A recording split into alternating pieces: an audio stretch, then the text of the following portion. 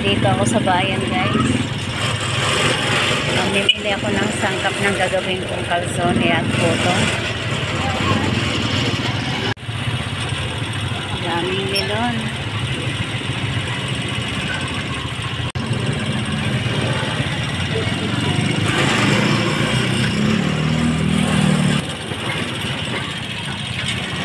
Dito na ako, guys. Nakababa na ng tricycle. Unahin ko muna, guys, ang bili ng karne. Baka masiraduhan tayo. Palengke. Tayo, guys, sa bayan ng Binyan. Sa bayan tayo ng Binyan.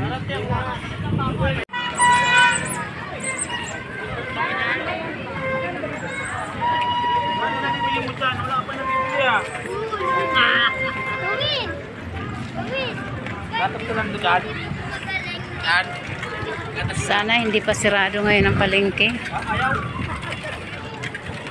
Nagabihan ako kasi inuuna ko paglalaba. Ang kagandahan dito, guys, sa Binyan paggabi dito sa proper ay walang ina-allowed na sasakyan dito sa loob ng harapan ng simbahan at plaza. Kaya nakakapaglaro ang mga bata. Ayan siya, guys. Free maglaro ang mga bata. At the same time, ang mga tindahan dito, marami kang kakainan. Ayan dyan. Ito naman yung I Love Binyan.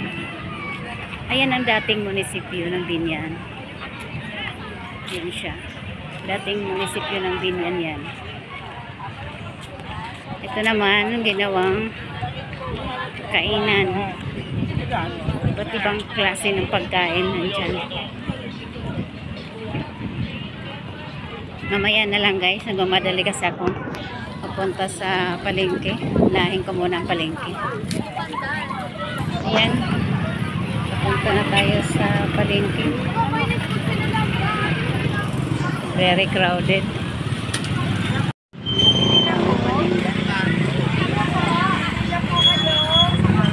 Daming panindang prutas, guys, para sa bagong taon.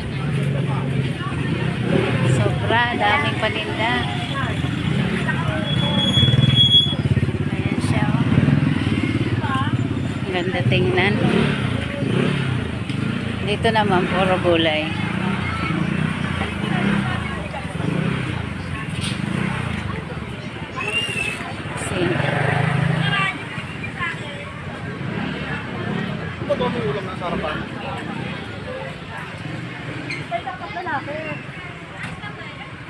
Napamili ko. Kasangkapan ko sa pagluluto. Ayan, guys.